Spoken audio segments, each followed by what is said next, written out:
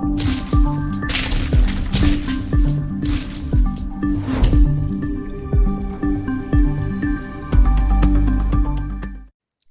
Friends, आज के इस वीडियो में हम बात करेंगे चालकों के श्रेणी और समांतर क्रम संयोजन की जो तुल्य ऊष्मा चालकता होती है उसके निगमन के बारे में। जी हाँ दोस्तों, हमने प्रीवियस वीडियो में ये बात करी थी कि ऊष्मा चालकता क्या होती है, ऊष्मा चालन कैसे कैसे हो सकता है, चालन, संवहन और विकिरण तीनों माध्यमों के बारे में हमने बताया था। साथ ही साथ हमने बहुत सारे टर्मिनोलॉजी के बारे में बताया था। ऊष्मी प्रतिरोध क्या होता है, ऊष्मा चालकता गुणांक क्या होता है, और भी बहुत सारी चीज़ें डिस्कस की थी। अगर आपने वो हमारा वीडियो नहीं देखा है तो आप हमारे डिस्क्रिप्शन बॉक्स में प्रोवाइड किए हुए लिंक के माध्यम से उस वीडियो को देख सकते हैं। तो दोस्तों, हम आगे बढ़ते हैं इस वीडियो में। उससे पहले दोस्तों, अगर अभी तक आपने हमारे चैनल को सब्सक्राइब नहीं किया है तो प्लीज़ सब्सक्राइब करें, और साथ ही साथ अगर वीडियो पसंद आता है तो लाइक और शेयर ज़रूर करें। तो आज का जो हमारा टॉपिक है उसमें हम डिस्कस करेंगे श्रेणी क्रम में जुड़े चालकों में ऊष्मा चालकता गुणांक का जो तुल्य ऊष्मा चालकता गुणांक होगा। साथ ही साथ और हम बहुत सारी चीज़ों के बारे में बात करेंगे, जैसे कि ऊष्मा प्रवाह की दर क्या होगी, संपर्क तल जो होगा उसका ताप क्या होगा, तुल्य ऊष्मा चालकता, तुल्य ऊष्मी प्रतिरोध और तुल्य ऊष्मा चालकता गुणांक के बारे में। तो सबसे पहले तो हम आपको दिखा देते हैं कि मान लिया हमने कि हम सपोज कर ले रहे हैं यहाँ पर कि हमारे पास में दो ऊष्मा दो जो है चालक हैं। एक मान लीजिए ये वन है और ये एक दूसरा ये है। अब हमने मान लिया कि इन दोनों चालकों की लंबाई क्या है, L1 और L2 है, और साथ ही साथ इनके जो क्षेत्रफल है, पृष्ठ क्षेत्रफल, वो हमने क्या रखे हैं, समान रखे हैं, और इनके जो ऊष्मा चालकता गुणांक है K1 और K2 हैं। तो हमने क्या मान लिया, हमने मान लिया कि दो चालक हैं जिनकी लंबाइयाँ L1 व L2 हैं तथा उनके पृष्ठ क्षेत्रफल जो है वो समान है A, और इनके ऊष्मा चालकता गुणांक जो है वो K1 और K2 हैं। और साथ ही साथ हमने ये भी मान लिया कि इनके जो संपर्क तल है उसका ताप है थीटा, और जो इनके जो किनारे हैं साइड्स पर जो ताप है वो θ1 और θ2 है। ये हमने अज्यूम कर लिया। अब हम देखते हैं कि हमें क्या करना है। स्थायी अवस्था में हमने बताया था कि स्थायी अवस्था एक ऐसी अवस्था होती है जिसमें कोई भी पृष्ठ ऊष्मा का आदान प्रदान नहीं करता है। यानी कि अगर हम इस अवस्था में देखें, स्थायी अवस्था में, तो ये वाला जो पृष्ठ होगा ये कोई हीट एब्जॉर्ब नहीं करेगा और कोई हीट इमिट नहीं करेगा। तो उस समय इस पृष्ठ पर जो ऊष्मी प्रवाह की दर होगी, अगर ये दूसरे से श्रेणी क्रम में जुड़ा है तो दोनों के बीच में ऊष्मी प्रवाह की दर क्या हो जाएगी, समान हो जाएगी। और हमने आपको ये बताया भी होगा, और अगर नहीं बताया है तो आपको ये ध्यान रखिए कि जब कोई भी चालक समान श्रेणी क्रम में जुड़े होते हैं तो उनमें क्या होता है, कौन सी चीज़ समान होती है, ऊष्मी प्रवाह की दर। जैसे आपने पढ़ा होगा विद्युत धारा, और इसी तरीके से विद्युत चुम्बकीय क्षेत्र में पढ़ा होगा आपने, वहाँ पर आपको पढ़ाया गया होगा कि जो अगर हमारे पास प्रतिरोध जो है उस इलेक्ट्रिक रेजिस्टेंस यानी कि विद्युत प्रतिरोध अगर श्रेणी क्रम में जुड़े हैं तो वहाँ पर क्या होता है, धारा समान रहती है।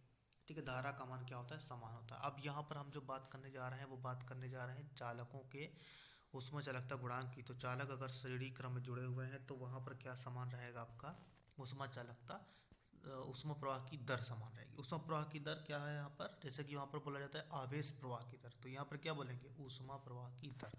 तो अब हम ये जानते हैं कि ऊष्मा प्रवाह की दर क्या होती है, H बराबर होता है KA delta theta upon L, क्योंकि H बराबर क्या होता है आपके पास में Q अपॉन T। Q क्या होता है, K delta theta, T upon L, तो T से डिवाइड कर देंगे तो हमारे पास बचेगा K delta theta upon L हो जाएगा। ठीक है, अब हम आगे बढ़ते हैं।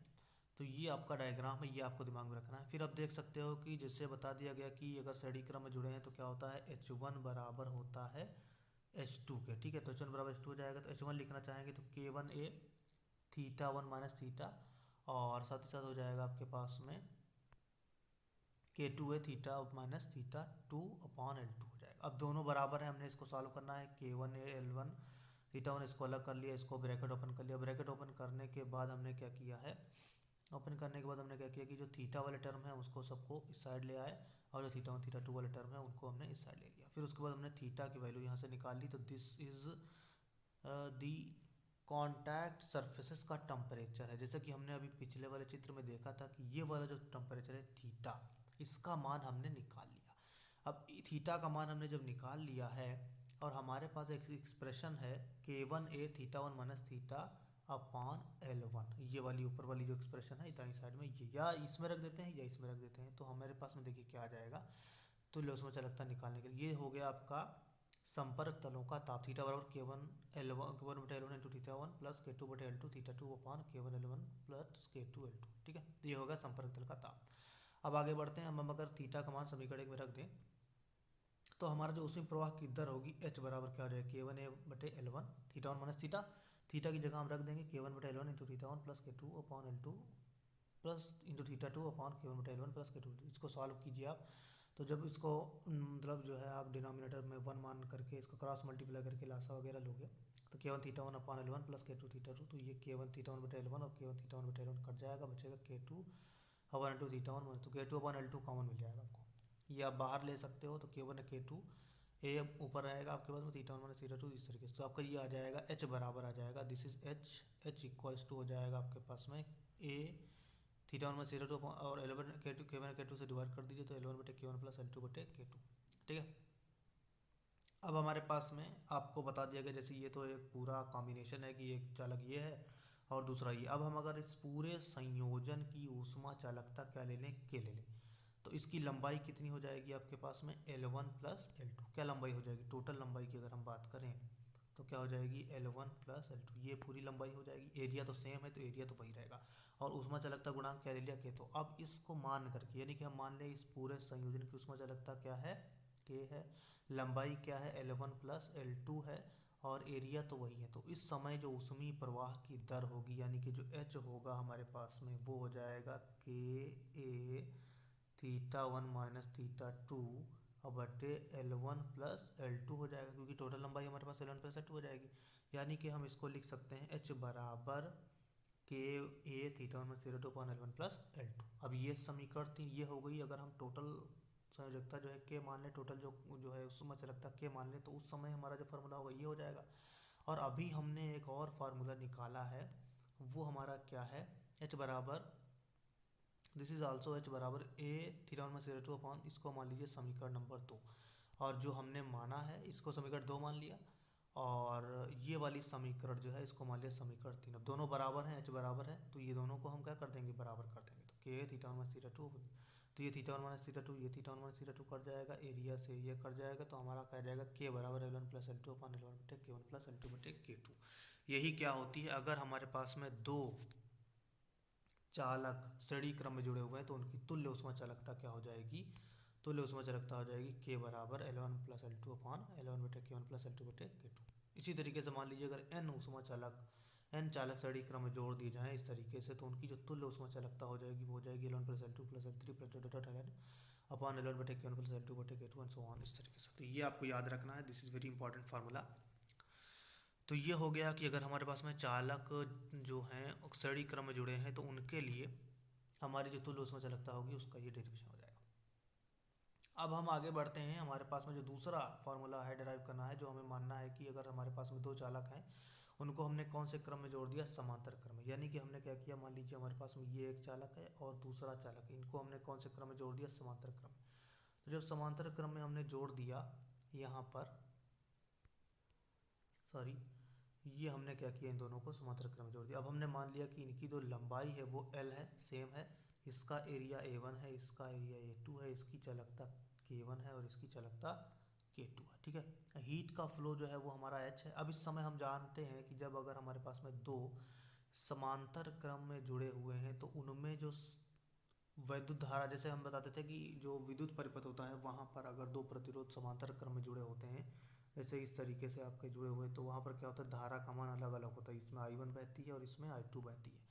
ठीक वही वाला अगर यहाँ पर आप लगा दो, तो अगर दो चालक आपके समांतर क्रम में जुड़े हुए हैं तो यहाँ पर भी धारा का मान यानी कि ऊष्मीय प्रवाह की दर क्या हो जाएगी, अलग अलग हो जाएगी, लंबाई सेम रहेगी और k1 इसकी चालकता हो गई, k2 इसकी चालकता हो गई, एरिया हमने मान लिया A1 और एरिया मान लिया A2। ठीक है, तो ये हमने मान लिया दो चालक हैं, दोनों क्या कौन से क्रम में जुड़े हैं, समांतर क्रम में जुड़े हुए हैं और दोनों के ऊष्मा चालकताएं k1 k2 हैं, लंबाइयाँ सेम हैं और ऊष्मीय प्रवाह की दर h1 और h2 है। ठीक है, तो अब हम देखते हैं, अगर मान लीजिए स्थायी अवस्था है, स्थायी अवस्था में मैंने बताया कि उसमें प्रवाह की दर इस तरीके से होती है कि कोई भी सरफेस जो है वो क्या करती है, ऊष्मा का आदान प्रदान नहीं करती। तो अब हम मान लेते हैं एच वन क्या हो जाएगा, K one A one upon L theta one minus theta two, जैसा कि आप देख पा रहे होगे ये हो गया एच वन। इसी तरीके से एच टू निकाल लीजिए, K two A two theta one minus theta two बटे एल। अब टोटल ऊष्मा चालकता की अगर हम बात करें, क्योंकि हमें क्या चाहिए, एच ऊष्मा प्रवाह की दर चाहिए, तो ऊष्मा प्रवाह की दर निकालना है। क्यों निकालना है, क्योंकि हमें चाहिए है तुल्य ऊष्मा चालकता, और उसके लिए हमें चाहिए होगा ऊष्मा प्रवाह की दर। तो H one plus H two आप कर दीजिए, जोड़ दीजिए, इसमें आ जाएगा आपका। तो theta one minus theta to दोनों में कॉमन है, तो आप कॉमन ले लीजिए, एल भी कॉमन है, लेकिन हमने क्या किया है, इसको अंदर ही ले लिया। अब एक और चीज़ जो बहुत इंपॉर्टेंट है आपको मैं समझा दूँ, कि जैसे हमने बताया ऊष्मीय प्रतिरोध, ऊष्मीय प्रतिरोध जो होता है वो होता है आर बराबर एल बटे के ए, यही होता है, आर बराबर एल अपॉन के होता है, या इसको कहा जाता है वी बटे आई होता है। इलेक्ट्रिक रेजिस्टेंस यहाँ पर क्या हो जाएगा, theta one minus theta two बटे एच, ये होता है theta one minus theta two बटे क्या हो जाता है, एच, ये आपका होता है उसमें प्रतिरोध। अब यहाँ पर आप देख पा रहे होंगे कि ये जो है आपका एच बराबर theta one minus theta two, और ये हो जाएगा इस तरीके से। तो यहाँ पर आप कुल मिलाकर के ये देख पा रहे होंगे कि एच बटे क्या हो जाएगा, theta one minus theta to हो जाएगा। थीटा वन बराबर आपके पास वन बटे वन अपान एल वन बटे के वन ए, और ये हो जाएगा एल बटे के टू ए टू। कुल मिलाकर के ये देख पा रहे हो कि वन बटे आर बराबर वन बटे R one plus one upon R two. और आपने अगर पढ़ा होगा कि समांतर क्रम में जो तुल्य प्रतिरोध होता है वो क्या होता है, one upon R one plus one upon R two बराबर वन अपान आर। तो सेम चीज़ वहाँ यही निकल करके आ रही। तो तुल्य उसमें प्रतिरोध अगर आपको निकालना हो तो इस फार्मूले से आप निकाल सकते हो, वन बटे आर बराबर one upon R one plus one upon R to.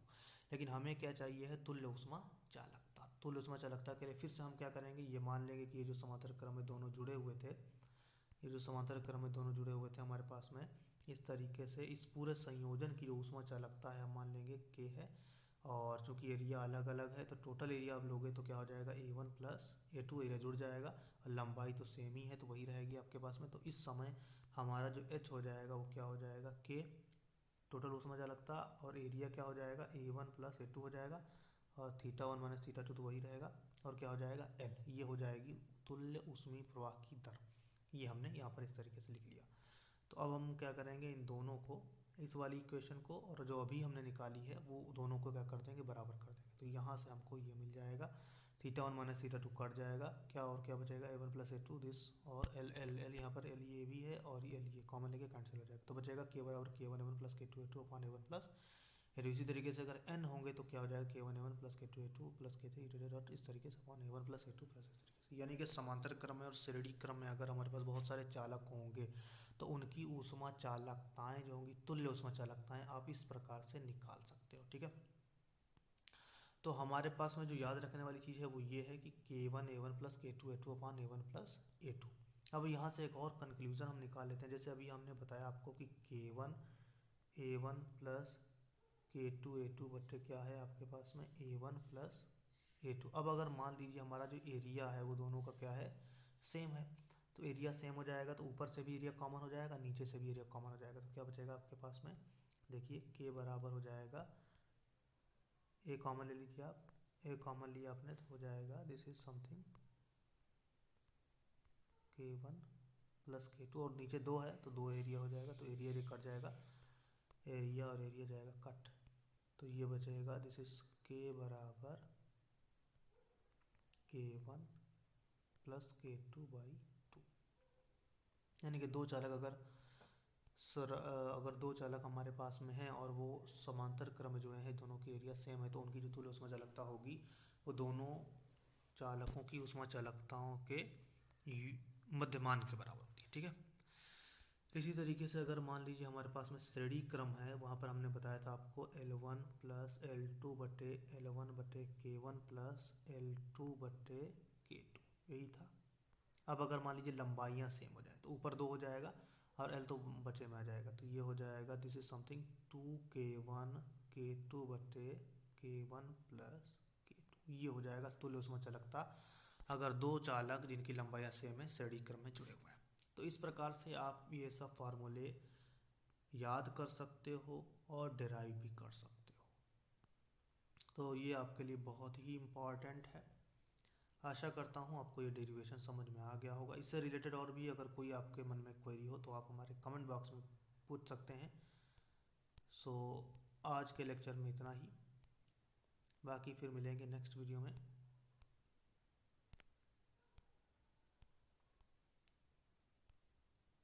So thanks for watching.